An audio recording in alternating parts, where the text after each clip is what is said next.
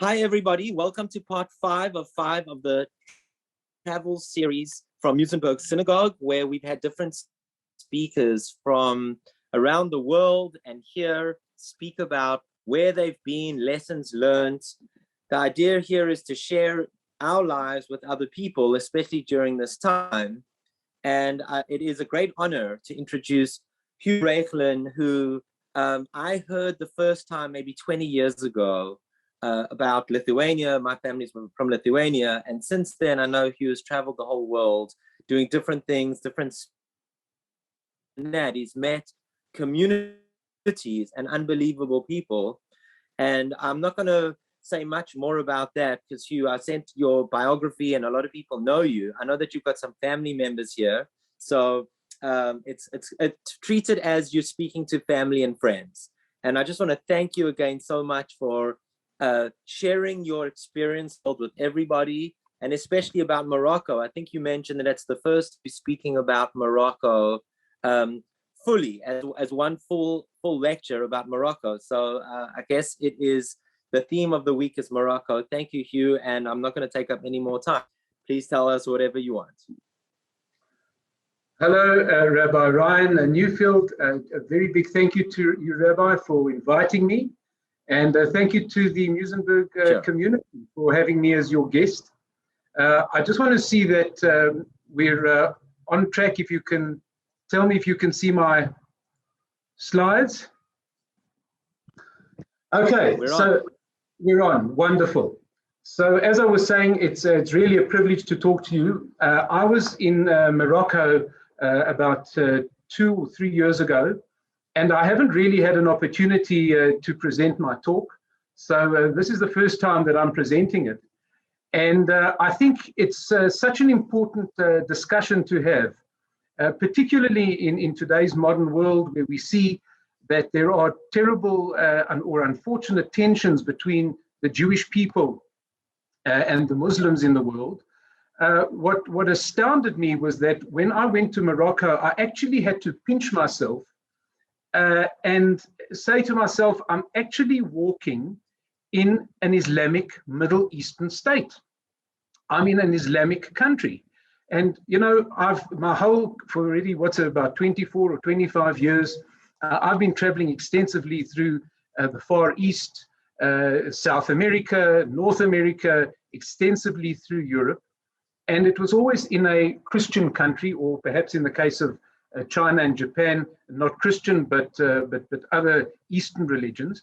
And here I was walking in a Muslim country. And I couldn't believe that I felt unthreatened, that I felt that I was accepted. I wore my yarmulke in the streets.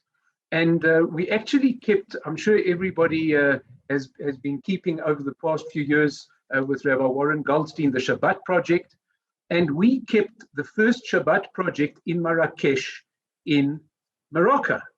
And we walked a 45-minute walk from the synagogue to our hotel in the street, men with white shirts and black pants, women dressed, all of us wearing our kippot. And all we heard was, Shabbat Shalom, Salam Alaikum, Shalom Aleichem. And it was, for me, the most astounding thing. So what I'd like to share with you for the next, I think it's going to be about 45 minutes. There are about 30 odd slides. What I want to do is I just want to take you literally on a whirlwind tour. One can't become overambitious. If I had to do a full presentation, it would take me about an hour and a half. So, of course, any presentation that tries to deal with a country in 45 minutes, it's impossible to say it all. Can you imagine doing a 45-minute talk about Israel or about South Africa? You can't possibly. But what I hope to do is touch on some of the main aspects that I feel are important to give you a taste. So really today is a taste of Morocco, and most importantly, to address what I said initially when I began to speak, what is it that makes Morocco different and special, and why was it that they joined the Abraham Accords in December 2020? We're talking as part of history. We're now sitting in July 2021. A mere 7 months ago, this country, Morocco, joined together with several other countries to sign a peace accord with the State of Israel. Ladies and gentlemen, these things don't happen in vacuo. They don't happen in a vacuum. What was the history behind Morocco that makes them a friend of Israel today? So the first thing I want to do is I want to talk about the present day king of Morocco, and his name is Mohammed VI. And he's a member of the Alawite dynasty, and he ascended to the throne on the 23rd of July, 1999, approximately 22 years ago, on the death of his father, King Hassan II.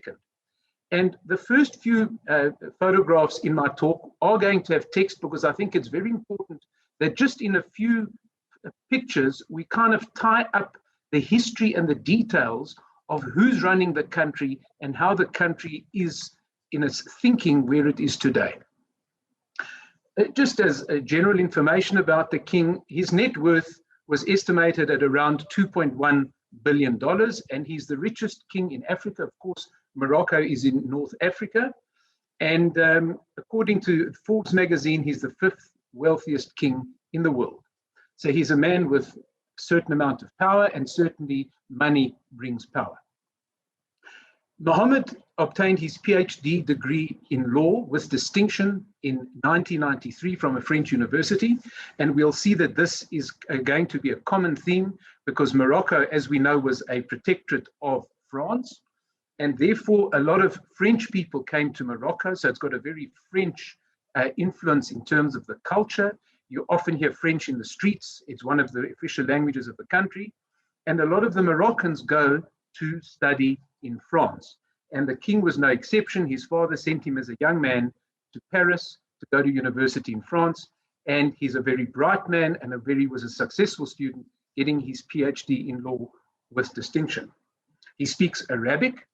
He speaks Berber, which is the indigenous language of Morocco. Those are the Berber people. He speaks English, French, that we would understand, and Spanish, because they're very close to Spain geographically. All citizens in the country, and this is very interesting, and you will, I trust that you will agree with me that this is very different from many countries in the Middle East. There is freedom of thought, ideas, artistic expression, and creation, very dissimilar to many of the dictatorships and many of the political regimes that we see in the Middle East. So already you're seeing over here why, of all the countries in the Middle East, Morocco would be one of those to sign the accords.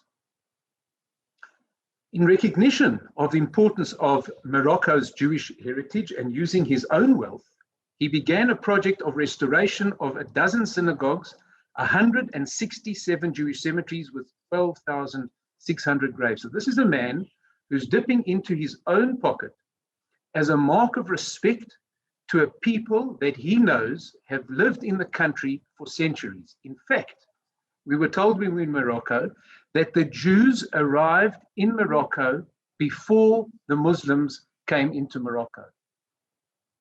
And there were Jews that even intermarried with the Berber population. So he recognizes that this is an indigenous population that's been in the country for centuries, and more importantly, is a country that has benefited tremendously from the contribution of its Jewish citizens. And ladies and gentlemen, I'm sure many of you have heard me speaking before. One of the things that I always talk about is the disproportionate contribution that Jews have made to every single country in which we've lived. It's true of America today. It's true of South Africa today. It's true of English Jewry. It's true of all the European countries. It's true in Spain that the Jews made an enormous contribution. And that to me is one of the most fascinating things, that we've always punched above our weight, that we are so tiny in numbers, but yet look at the amount of Nobel laureates, look at the disproportionate contribution we've made. And of course, that's always at the back of my mind as to why there's anti-Semitism.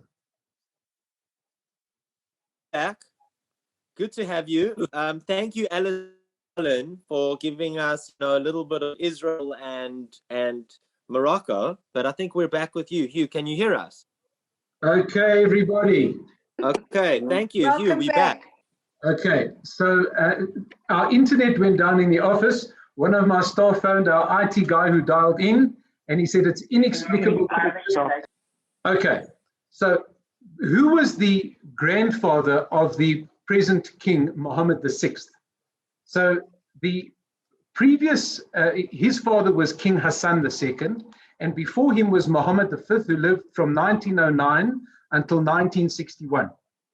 During the time of the present king's grandfather, Muhammad V, there were 250,000 Jews in Morocco. So that's double the size of the Jewish community at its height in South Africa. And what's remarkable is that he refused to deport his Jewish subjects on humanitarian grounds, and he blocked efforts by the Vichy officials in France, because the Vichy government were aligned with the Nazis, and they got an order to deport all the Jews from Morocco to kill them in the European death camps. Muhammad V, to his eternal credit, never listened to the Vichy government, and he blocked efforts by the Vichy officials to impose anti-Jewish legislation in his country, in Morocco. Now listen to this, it gets better. When King Muhammad V met with representatives from Nazi Germany, that's how intent the Nazis were in wiping out every Jew in the world. They sent representatives to talk to Muhammad V. They asked the Vichy government to contact him. He said, the Moroccan king said both to the Nazis and the Vichy government, there are no Jewish citizens in my country. There are no Muslims. They are all Moroccans. I don't differentiate between religions. I only have Moroccans. I'm not handing anybody over. And that makes you think of the King of Sweden and other people that very famously stood up to the Nazis. And that's why I say there was free choice. It was the free choice of the Lithuanians and the Poles to kill their Jews, and it was the free choice of the Swedish king and the Moroccan king to protect their Jews. Morocco gained its independence on the 6th of March 1956 from France, and that king, Mohammed V, played a big role in the independence movement. Now, ladies and gentlemen, we're going to go on to a fascinating aspect, and that is that in Morocco today, there is a Jewish advisor to the king. And we were privileged to meet him, and I'm going to tell you how we met him in a few more minutes. But his name is Andre Azoulay. Has anybody on this call heard of Andre Azoulay? Good. So Ellison, I heard at the tail end of your discussion. I understand that you've been to Morocco, Ellison. Good. So Andre Azoulay is a court Jew. Now, as we all know, in Europe, there were court Jews. I mentioned the Abarbanel earlier, that was in Spain. And here is a man in 2021 who has the ear and is the advisor to King Mohammed VI. And he previously served under Muhammad's father, King Hassan II. Andre Azoulay was born in Essaouira, and we're going to see where Essaouira is on the map, to a Berber Jewish Moroccan family. Now, you remember I told you that the Jews were there very early, and some of them married into the Berbers. They must have obviously been Gur, and he carries both the ancestry of the Jews and the Berbers of Morocco. He was educated in Paris, and we mentioned earlier the connection between Paris and Morocco, where he studied economics, journalism, and international relations. And he had a long career within the Paribas Bank in Paris from 1968 to 1990. Where he covered the Middle East and North Africa region. He studied about the Middle East. What we were told when we were there was that the French Prime Minister at the time, I think it was Francois Mitterrand, phoned the Moroccan King, Hassan II, or no, it was the other way around. The Moroccan King phoned the president of France, and he said to him, we are looking for a very competent banker, somebody that can be my economic advisor, because I want to push forward and I want to grow the economy of Morocco. And apparently the French president said, we have the perfect man for you. He's born in Morocco. He comes from good stock. He studied at the Paribas Bank. He's an economist in France. He will be fantastic for Morocco. And the shidduch was done, and Andre Azoulay went back to Morocco to be an advisor to the king. And he was an advisor to King Hassan II from 1991 to 1999, and thereafter to the current King Mohammed VI. And he has been instrumental in implementing economic reforms, which have gone throughout the country since the early 1990s. So he's a big player, and he's had a major influence, and he has a very close relationship to King Mohammed VI. Azulai is known for his historical input into the following up of the peace process in the Middle East. So he's proudly Jewish, knows how to walk the tightrope very carefully, not to isolate himself, keeps in touch with what's going on in Israel. He told us when we met with him privately that he has children learning and living in Israel, and he's proud of that. And he said that he talks to the king about Israel, and when he visits Israel, he talks about Morocco, and he has always striven to create dialogue between the Arab Muslim world and that of the Jewish communities in Europe, the United States, and in the diaspora of all the Moroccan Jews. So this is a man who has got an international stature, and he wants to bring people together. So when I asked him, Rabbi, maybe we should just mute everybody except me. There's a bit of background. Okay.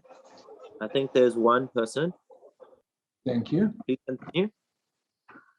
So when I said, why was it that Morocco signed the Abraham Accords in each of those countries, and we haven't got time to do that today, but there's no doubt that each of those Middle Eastern countries that signed the agreements with Israel, and I saw this in the Israeli press, there was a history before. You don't just automatically one day change from an enemy to a friend.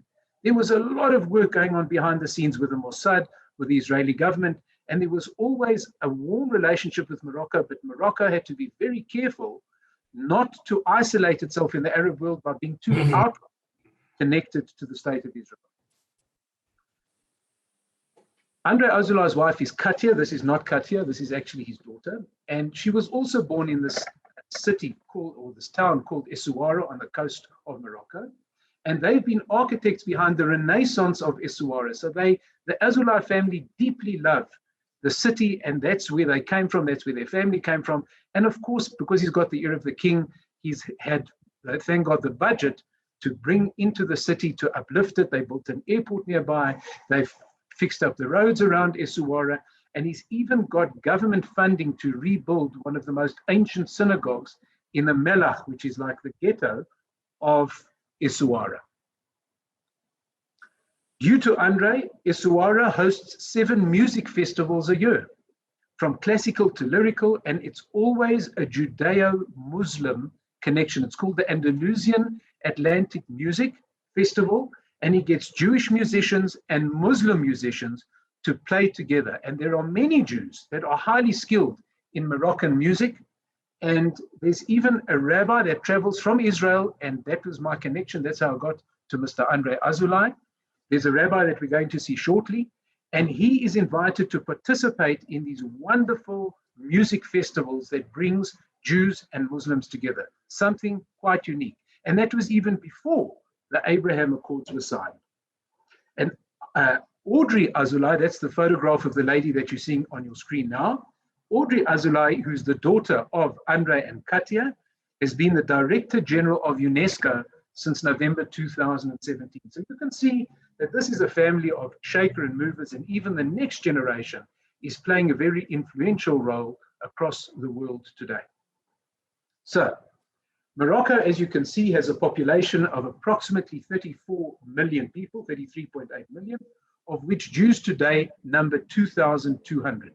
So from being a majestic community of 250,000, just before, in the 1940s, 1950s, it's come down, it's dwindled to a population of 2,200. The capital of the country is Rabat, and the largest city is Casablanca, and you can see Casablanca on the coast. Our journey took us to Meknes, where there are 50 Jews, Fez, another approximately 50 Jews, Casablanca, 1,500 to 1,700, which is by far the largest community of Jews in the country. Ifran, Medelt, Erfoud. Alison, I hope some of these are ringing bells for you. Marrakesh, good, I like the thumbs up. Marrakesh, where we've got about 100 Jews, that's the second biggest community of Jews. Azemmour, Ouarzazate, Ait Benadou, and Rabat, which is the capital, where we saw the king, the palace of the king. And then there are other Jewish communities in Agadir, where there are about 40 Jews, and in Tangier, where there are another 40 Jews. This, ladies and gentlemen, is a beautiful photograph of Fez. And this is also one of those moments when I said, hey, I'm in the midst of a Muslim country. I'm in an Arabic country, and look at that architecture. Look at the palm trees in the foreground. Look at the old city surrounded by the wall, and then you've got the new city in the distance. Just like you have Lahavdil, Jerusalem, you've got the old city and you've got the new city. So in 1947, there were 2,300 Jews in Fez. And who did it include? Well, I've laid the groundwork. Physicians, advocates, and industrialists. In fact, the oldest university in the world was built in Fez. So here you have Jews making this tremendous contribution. Out of 2,300 Jews, you've got physicians, advocates, and industrialists. Before Jewish immigration in the 1950s and 60s, who were the Jews of Fez? They had a Zionist B'nai Akiva. They had a WITSO, a women's Zionist organization. They had branches of the World Jewish Congress and groups that studied Hebrew in this ancient Jewish city of Fez. Where did the Jews go? They went to Israel, they went to France and Canada. And what is the common denominator over here? Where they speak French. That's it. Right? And today there are less than 100 Jews in Fez. And yet, even though there are less than 100 Jews, in the 1980s they built a kosher restaurant. So if you fly into Fez today and you need kosher food, go straight to the Rambam Center Maimonid in Fez for a magnificent kosher meal. And this is just giving you a little bit of a preview of one of the delectable items on their menu, which no doubt was made in a beautiful tagine. Beautiful. Delicious. Delicious. Then we walked around the city, and here you can see typical Islamic architecture, those lovely, the typical Moorish doors, which we also saw in Spain, in Toledo, that if you go to the synagogue over there, you'll see that the Moors came in and renovated the shul and put in these Moorish doors. And one thing you notice as well about Islamic architecture is that there are no figurines. There are no pictures of people or animals. Why? Because just like the Jews, they are our cousins. They come from Avraham Avinu. They don't want to make idols. They have a problem with idol worship, and therefore it might be construed that a person is praying to that image that is on the wall. And so therefore, they have circles, squares, stars, and multi-sided polygons, various geometric patterns. And when I was researching this, and we haven't got time to go into it today, but each geometric pattern has got a relevance in Islamic theology. It connects to different parts of the world and its history. Now we walk around Fez, and what do we see over there? We were all looking, we're all waiting for the colors of Morocco. So on the left-hand side over there, you can see the magnificent spices as you walk down the market in Fez. And on the right-hand side, for all the South Africans in the group, I had to take the photograph, a picture of Mandela for sale, I think, on one of the market fronts in Fez. So what happens in the south of Africa also finds its way up to the north of Africa, and they know about the famous Nelson Mandela. We then went into an ancient synagogue in Fez, which was built by Jews that had been expelled from Spain in 1492. There was a massive migration. As we know, there was one migration that went across Europe, and then there was another migration that went into North Africa and particularly into Morocco. So that really gave an enormous boost to the numbers of Jews in Morocco when the Jews came from Spain, and this was built by the Spanish Jews. That's all we have time for in terms of Fez, and now we move to Marrakesh in Morocco. And when we went into the synagogue in Marrakesh, we saw that this was once a Lubavitch yeshiva.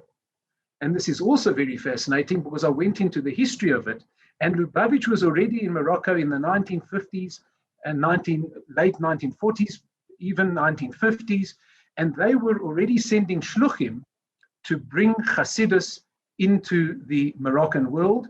And this is one of the signs on the synagogue over there, where they also had a yeshiva where people were learning full-time already in Marrakesh 40, 50 years ago. Now, this the influence of Lubavitch, please don't think that that's where Yiddishkeit started.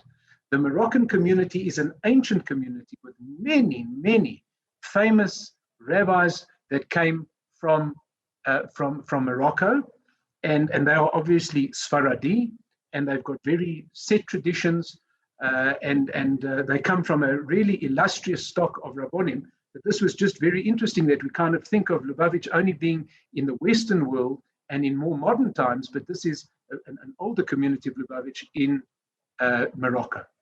And this is the synagogue.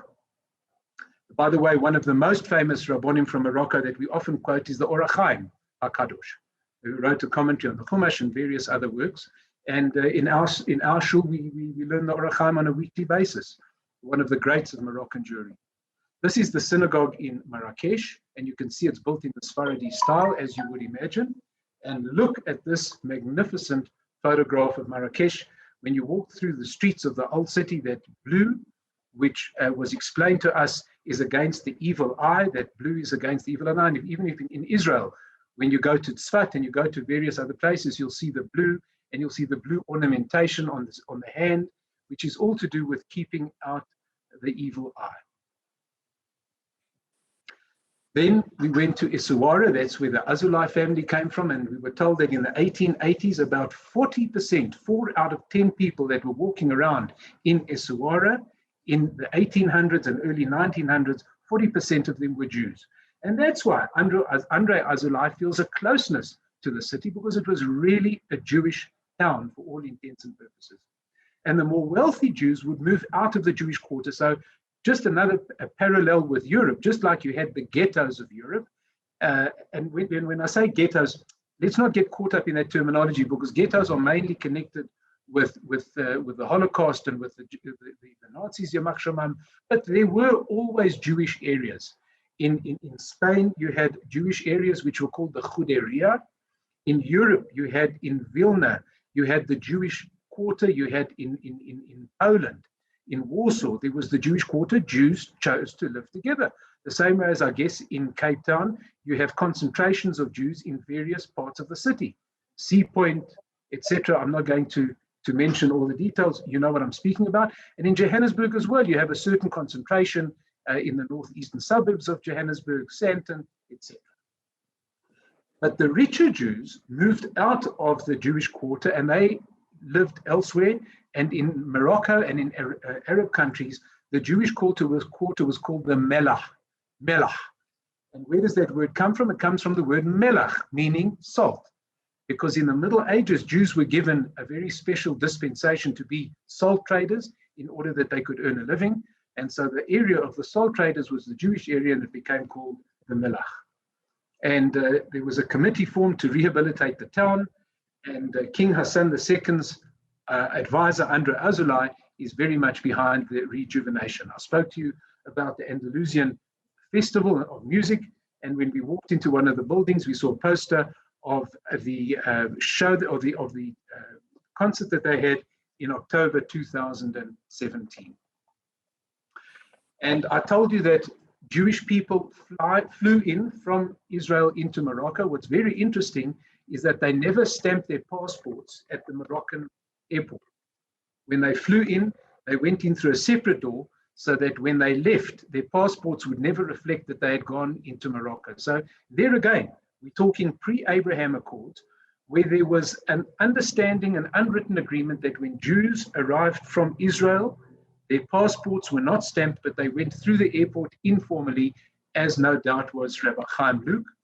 And he is a man today in his 80s. He's the father of a very close friend of mine, Yossi Luke, who I was friendly with in Johannesburg, born in Israel, came to South Africa, married a South African girl, in fact, a Cape Townian, and has gone back to live in Israel. And it was through my friendship with Yossi that he connected us with Andre Azulai in Morocco. This is his father on the right-hand side, singing in the festival.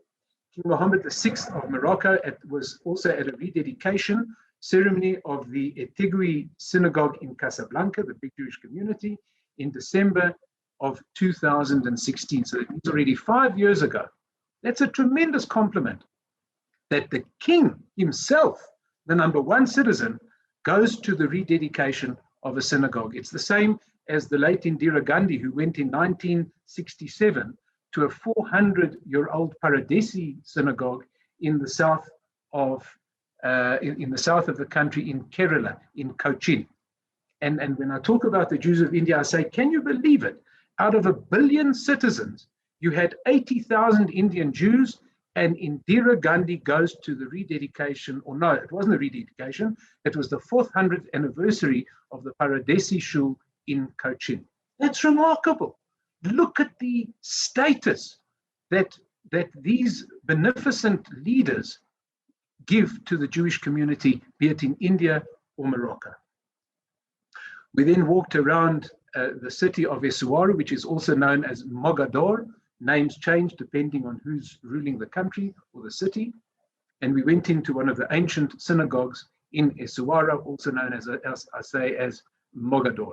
And once again, you see the blue, which means that the Jews take on some of the customs of the local people. And as we saw blue in Marrakesh, so we see the Jews using the blue in the synagogue in Essaouira. We then went to Casablanca, and now this is the biggest city and the biggest concentration of Jews in the country. And here you see a beautiful functional shul in Casablanca. And wherever we go in the world, I'm the scholar in residence of a company called Kosher Travelers. You can see it on the internet, koshertravelers.com. And wherever we go, we make sure that we have kosher food. And when we were on this trip, when we went to the smaller places, we had to take food with us in the bus. But when we went to the bigger cities, we were able to organize kosher food through the synagogues or through the rabbonim in each of the cities. And wherever there is a minyan still functioning in a city, we make sure that we are there either for Shachrit or Mincha or Ma'ariv, because we feel that that connection with the local Jewish people is so important. It was beautiful to walk around this compound in Casablanca. It was a large city block in the middle of the CBD, where they had that beautiful synagogue, a lovely school, and even a kindergarten, a nursery school. And this is a photograph just outside the shul of the nursery school. We then went to meet the rabbi in his office. These are, on the extreme left-hand side is David Wallace of Kosher Travelers. He's the guy that I work with when we take these tours all over the world. And the others are people in our group and the rabbi of the shul. This is a beautiful, beautiful shul in Casablanca. This is the Temple Beit El, and it's the largest synagogue in Casablanca, and it can seat approximately 500 people. And you can see it's in the Sephardi style with a little bit of an Ashkenazi influence, actually, because very often it's a more Middle Eastern architecture, but this has got a kind of a blend. We then met a very, very special man, and his name is Rabbi Jackie Kadosh. And he is the rabbi in Marrakesh. And I told you that we brought the Shabbos project to Marrakesh. So he joined us for dinner. We had benching cards that we had brought from South Africa celebrating the Jewish, the Shabbat project. And we had a wonderful video that Chief Rabbi Warren Goldstein had recorded that we played on the bus just as we were coming towards Marrakesh to spend the Shabbat over there. And he runs this small community. All his children are in Israel. And Rabbi Jackie Kadosh runs the community. A lot of it is out of his own pocket because many of them are old and indigent. Unfortunately, COVID hit the Moroccan Jewish community quite hard. And we lost a lot of Moroccan Jews, unfortunately. So that number of 2,000 might be quite a bit lower now. And he's very passionate about it. And he had the option of emigrating and being with his kids in Israel, and he's decided that he'll continue to fly with his wife in and out of Morocco to look after the community in Marrakesh. And of course, when we went to Marrakesh, we looked for the beautiful markets, and here you see those magnificent colors of the different fabrics, the carpets, the handbags, and all of the things that the Moroccan community are so famous for. And that's, of course, I think all of us in our mind's eye, when we think of Morocco, we think of these gorgeous colors and perhaps those blue streets that we saw earlier. Of course, the beautiful pottery. And we schlepped back a tagine so that we can try and bring back a taste of Morocco to South Africa. I'm not sure, I think we've used it once or twice since we've been back. And then we move on to Rabat, the capital of Morocco, and this is the current palace of King Hassan II. This is typically Middle Eastern, as you can see, not like the winter palace of the Romanov family in St. Petersburg, or what you might see in England or France. This is typical Middle Eastern architecture of the King's Palace in Rabat. We then went into the Melach of Rabat, the Jewish quarter, and this is an ancient synagogue that is still functioning to this day in Rabat. And this is a local lady that was there, and she let us into the shul, and we saw it over here. Once again, you can see a lot of the use of wooden paneling, like we also saw in the shul in Fez. And it was quite remarkable. The two ladies immediately on my left and right were young girls at the time that the Jews left Morocco between 1959 and 1961. And they both told us that they had come back on a tour with other Moroccan Jews from Israel to see their roots. It was a roots to roots tour. They wanted to see their heritage. And they both remembered, first of all, sleeping in the shul on Yom Kippur, but they both said that their grandmothers had a minhag, a custom to sleep in the shul with their grandchildren on Yom Kippur, that they could wake up in the morning and start davening with the community nice and early. And both of them recounted to our group how they were woken up in the middle of the night, and they were ferried to the docks, and they were put on boats, and they were taken in the dead of night. Their suitcases had been packed by their parents. Their parents had not told them when they went to sleep that they were going to be escaping that night. And under cover of dark, they were taken to the port. Some flew out on secret flights that had been organized, and others got onto the boats. And approximately almost 100,000 Jews left Morocco in a couple of months to go to the land of Israel. Oh, have you enjoyed it? Yeah.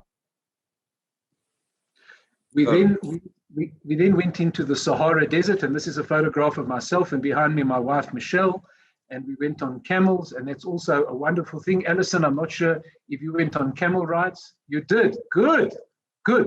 Alison, you can get my number from Rabbi Ryan Newfield, and you can give me a ring. And anybody else that's on this webinar that would like to talk to me about Morocco, if there's anything you'd like to correct me about, I'm not the world's expert. I'm a person that is constantly learning. If there's any feedback that you'd like, you're welcome. Yes, Alison. Did you take the camel ride where you went with the 4x4 Jeep into the desert? And yes. Then in the middle of nowhere is the camel place. And then you go with the camel and you sat on the dunes, which is some of the highest dunes in the Sahara, and watch the sun go down. Absolutely. The sun go up. We watched the sun rise. No, we watched the sun set. And then we went back to the Bedouin where the camels were, and we had dinner there with them. Yeah. Okay, so we didn't have dinner with them. We were in a hotel. We were woken up at about 4 or 5 in the morning, and it was still dark. They put us in these 4x4s, and they sped like hell into the desert. And then we went up these massive, massive dunes, as you say, some of the highest dunes in the world. And we watched the sunrise, and they're Berbers, not Bedouins. These are the Berbers. No, yeah, they're Berbers. Berbers, yeah. And Michelle and I actually took the headdress off one of the Berbers. He couldn't believe the chutzpah of this guy. I took it off him and I put it on, and he was quite cool with it afterwards. I got them to make it, to fold it over your head. Yeah. Beautiful.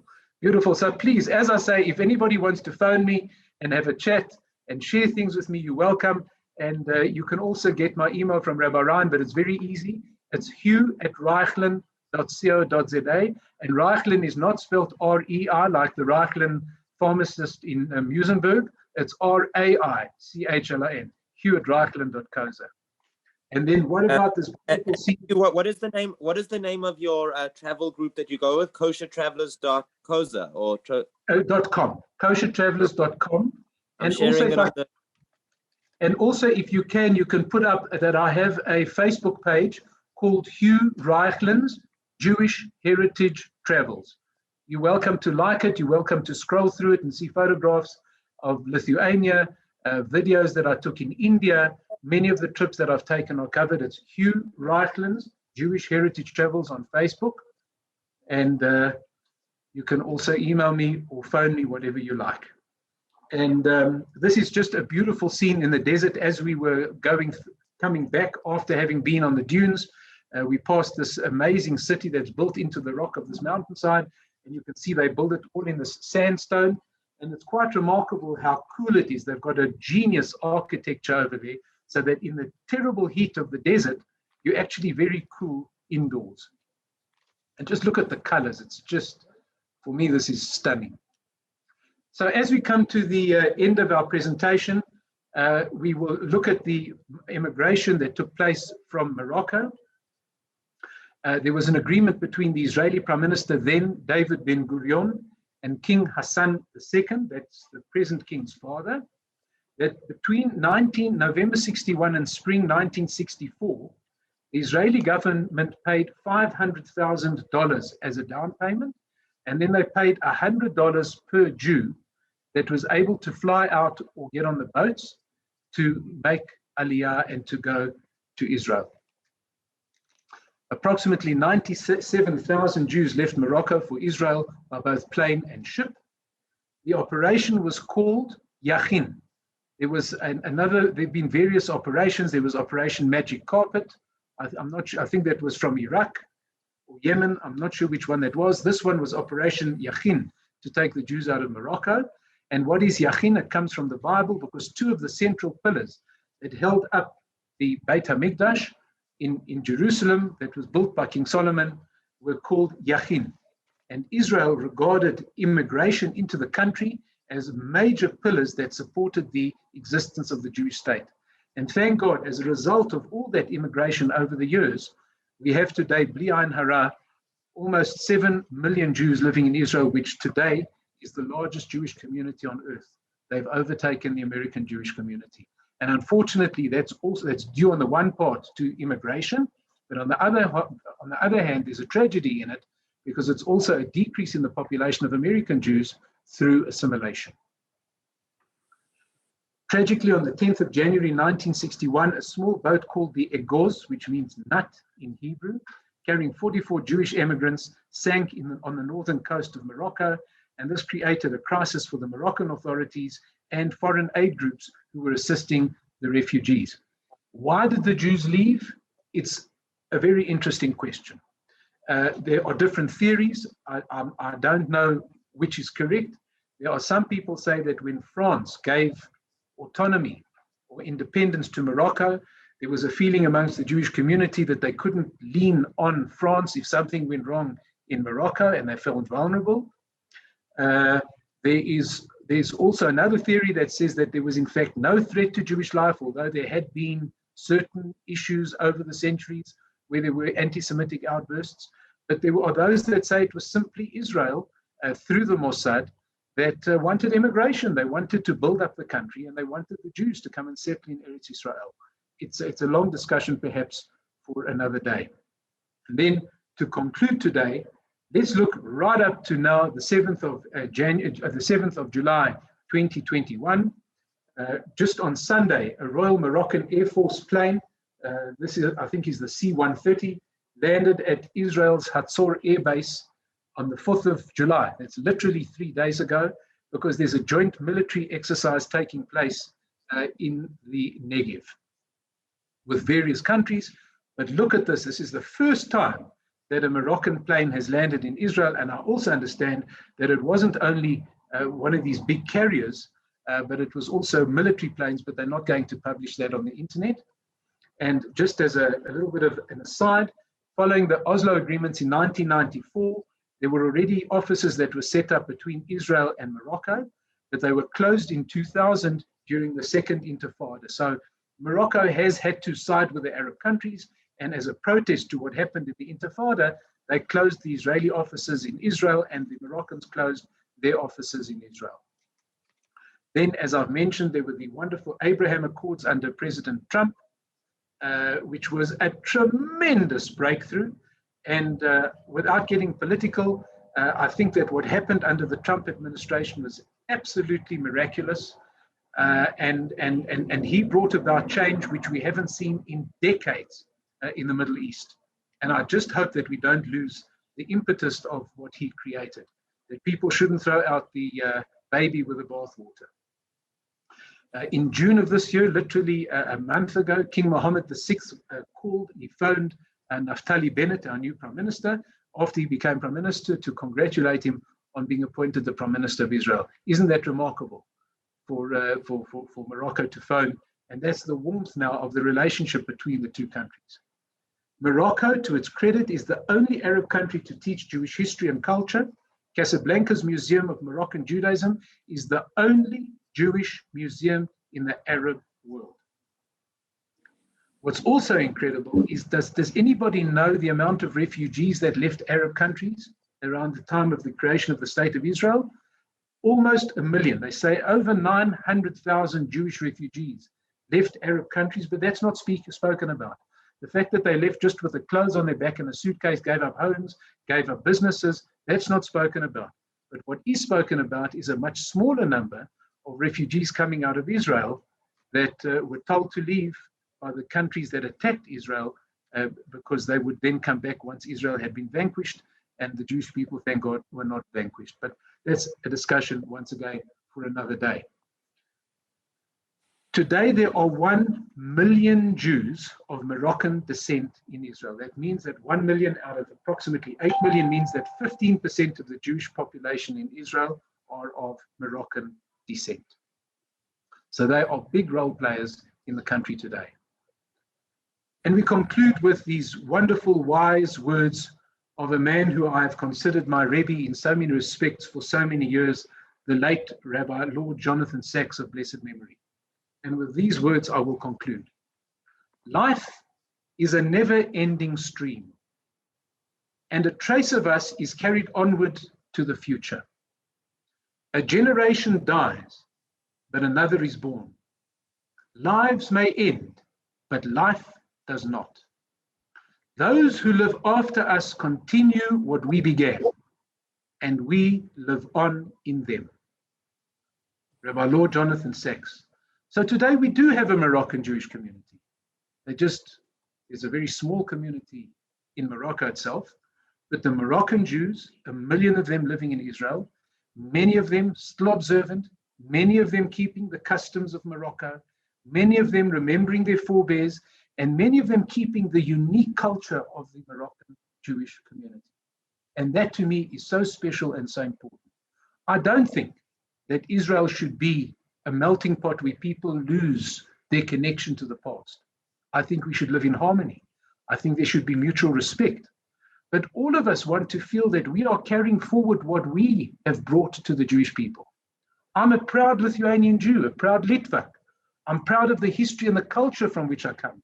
And I believe that each and every Jew, from whichever country they come, should bring with them that rich culture. They should be proud of their culture, and they should contribute to the community from that cultural vantage point. And together, please God, we should live in harmony and all see the rebuilding of the temple in Jerusalem and the coming of the Mashiach soon in our days. B'meira, b'yameinu, amen. Amen. Thank you, Hugh. Hugh, can you just stop sharing your screen? And then I will, if you can just stop sharing your screen. There we go. So first of all, Hugh, I want to thank you so much for speaking. Number two, I want to thank Colin Shapiro for reminding me that I should ask you to speak about anything historical. Number three, you were worth the wait 100% and more. And I feel like I've been to Morocco, but now that you've shown that there's a little kids area by the shul, I have to take my family. I have to take my family there. And yeah, that was just a delightful presentation. I just have one practical question. If anyone else wants 1 or 2 questions, we can go for a few minutes if you have the time. My question is, did the Jewish people in Morocco speak English? Could you talk to them, or was your medium Hebrew? How do you actually talk to the local Jewish community there? We spoke in both English and Hebrew. You know, Morocco, as I said, is quite a cosmopolitan country where they were always used to tourists coming in from various parts of the world. So when you walk through the market and you talk to the Moroccans, most of the time you can speak in English. And to members of the Jewish community, it was either in Hebrew for those that had gone to Israel, who've got children in Israel, they picked up the language, or they would speak to you in English. Mm-hmm. Okay, thank you. Maybe you want to look through the chats. I know there's a lot of people saying most interesting, wonderful, etc., which thank you for those comments. But of course, whoever was here knows that was the case. Does anyone have any questions about Morocco or anything in particular? One person had a question: where is the challah? They saw all the spices in the market. They didn't see any bread or challahs. Do they have like a certain type of Jewish food? Is there such a thing as Moroccan Jewish food? Well, I think that the cuisine of the Moroccan Jewish community is very similar to what the Moroccans eat. They eat in the tagine. They have a lot of meat. Lamb is a very popular dish over there because they have, it's lamb country, and vegetables. All the spices are the Moroccan spices. So, for example, when we ate in the shul over there, it was an absolutely delicious meal, but you could certainly taste that Moroccan culture. As I say, the spices, the meat, the vegetables, etc. I can't recall if the challah was unique. That I can't recall. Mm-hmm. Okay. I'm just looking quickly through the comments. The refugees from Arab countries were about the same number. Okay, they are differ with Jenny. There were many more Jews that were refugees from Arab countries. Certainly incredibly. Okay, thank you so much for those that posted such wonderful compliments. I really appreciate it. Thank you, Marilyn, Corinne. I think we've covered. If there's anybody that wants to ask anything, but I think we've covered everything in the chat. My last question, Hugh, is again, thank you for wonderful. Mervyn Rosenberg's got a question, but before he goes, I'm going to close with this. When are you coming to do round 2 of Morocco in Muizenberg Shul? Whenever you invite me, Rov. Okay, you're invited. As they say, at a mutually acceptable and agreeable time, it would be my pleasure. As you know, I've got roots in Muizenberg. Okay. My late Uncle Harold and Auntie Frida lived in Muizenberg and were very involved in the shul. And my cousin Colin, as you know, is a proud Muizenberger. So it's very close to my heart. So it would be my pleasure to come down one day when we don't have to be apart. When you come, we'll make you some Moroccan food. You come. How's that? Extra course. Good. Or you can make me Indian food, and we'll talk about the Jews of India. There's quite a lot on my menu. Okay. Okay. Great. Mervyn, yeah. Yes, Mervyn. Do they speak Ladino? No. Is Ladino not spoken anymore? Mervyn, it's a good question, because the truth of the matter is, if you recall, I said that in 1492, when the Jews were expelled from Spain, they came into Morocco, and even that synagogue in Fez was built by Spanish Jews. So I've got no doubt that in the early years after the Spanish migration, there were Jews speaking Ladino in Morocco. But we didn't hear it amongst the people that we were with. One of my ancestors was burnt at the stakes in 1492. He was a Rabbi Hillel for refusing to convert to Catholicism. Wow. How did you trace that? Through one of my cousins that lives in Israel. That's amazing. Now, you remember when I mentioned the guy that I travel with, David Wallace of Kosher Travelers? So his name Wallace. There's a Rabbi Wallace. Maybe Rabbi Newfield will know his name. I can't think of his first name. There's a Rabbi Wallace that I think is with Aish HaTorah in Israel. Maybe Rabbi Willis. Willis. There's a Willis in Johannesburg, but there's also a Wallace. And he also has got records tracing him back to the last Jew that was killed and was murdered at the stake in Spain, and his name was Valles. And he's a direct descendant of that last Jew, the last Jew to be burnt at the stake. It was called auto da fe, and that was the way Jews were murdered in Spain and Portugal. So it's amazing, Mervyn, that you see. Now, this is also fascinating. Were your family from Lithuania, Mervyn? Yes. Lithuania and Germany. Now listen to this. You are a living example of what I talk about on my trips, because many of us people that call ourselves Litvakas or East European Jews, our roots are in Spain and Portugal. Absolutely. Because in 1492, when the Jews were kicked out of Spain and Portugal, the communities in Germany, which was called Ashkenaz, that's why we called Ashkenazim, and Poland and Lithuania were tiny communities. And their numbers were bolstered, just like the Moroccan Jews. Their numbers were bolstered after the expulsion in 1492. So also there was a huge influx of Jews from Spain and Portugal into Lithuania, Poland, and Germany, and they assimilated into the Ashkenazi community. So my Zayda Avasholem, Zayda Yankeleba from Rosenstein, from the gardens, from the Ponnevezzer Shul in Gardens in Cape Town, he told my mother that there was a tradition passed down the family that our family originally was from Spain. Before we became Litvaka 600 years ago, we were Spanish Jews, just like you, Mervyn. So you and I might even be mishpocha from Spain. Absolutely.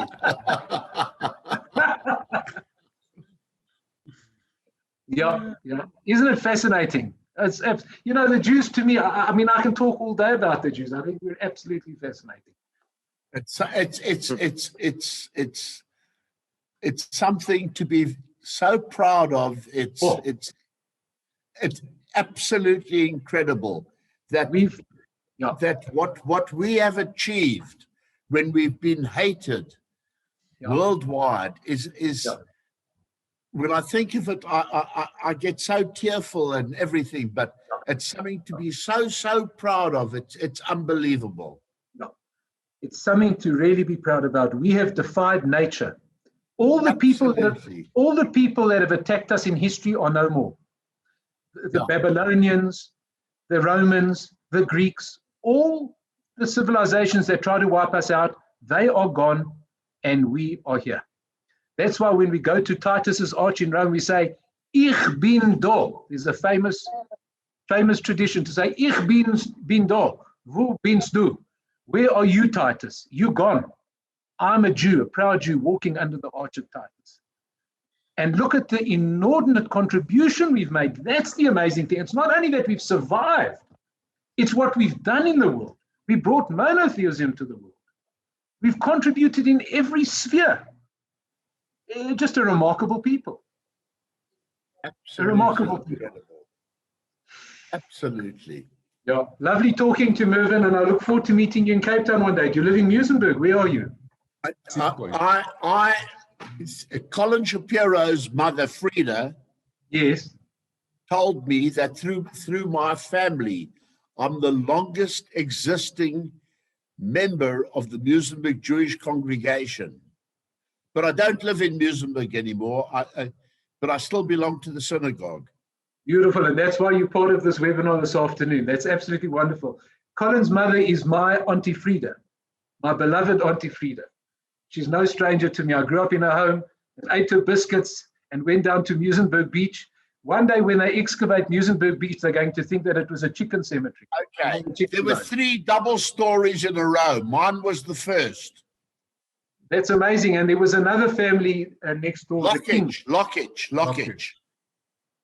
Okay. Yeah. And then the Shapiros. Good. Okay, everybody. Thank you so much. I feel invigorated. I feel inspired. And lovely talking to you. And please, God, we should all be able to talk again. Thanks, Bud. Thank you, Yui. Pleasure. And Thank you. Thanks a lot. Pleasure. And just before we go, I just want to thank one comment from not to visit Morocco again. But thank you. Say that again. I said you had a comment from Alison. Nice to visit Morocco again. Thank you for taking us to Morocco again. And I thank Alison for participating. And I just also want to thank my cousin, my beloved cousin Colin, for having put me forward. And I hope I did you proud, Colinka. Well, I want to tell you, you got two Aussies still staying, and they're still awake in Melbourne. Ilana and online. Oh, wonderful. How's it, guys? Thank you for staying 1 up. o'clock in the morning, they stayed to listen to their cousin talk. Oh, go ahead, guys. Yeah, and also Eli Rabinovitz in Perth. yeah. Thank you, Eli. And I think Chaim is online there with Paul. Yeah, he is there. Chaim's are there as well. If you Wonderful. see Paul West, there's Chaim. Listen, I always say that the best definition of the Jewish people is not race, not religion, but family. At the end of the day, all of us on the webinar are actually one big family. We're all cousins. We all come from Abraham Avinu, Sarah Imeinu, Yaakov, Yitzhak. No, we're just on a journey together, different parts of the world. Am Yisrael Chai and Salam Alaikum. Salam alaikum, Am Yisrael. Thank you very much. Louis, thank you very much. Thanks so much. It was great. Yes. Bye. Cheers. Stay safe and well, everyone. Oh, Yes, my. Alison. Yes. Marilyn, look after yourself. Outstanding, thank you. Bevan, thank you. Pleasure. Thanks, Yes. 2 nights in a row. It was lovely. Thank you. Yeah, my pleasure. Thank you for What's joining. happening next week? Speak to your rabbi. Hey, watch it. Listen, it's taking us to Iceland, Alison. That's an unbelievable place. I'm yet to go there. They've got a Jewish community there, In Iceland, but no Muslims. in Reykjavik. Yeah, but no rabbi either. It'll be from Tangine to Matsubosu. Okay, I've got to daven mincha, everybody. God bless. Good night. Thank you again. Yishkayach. Thank you, Bye, thank you, everyone. Rabbi. Bye-bye. Thank you. Cheers.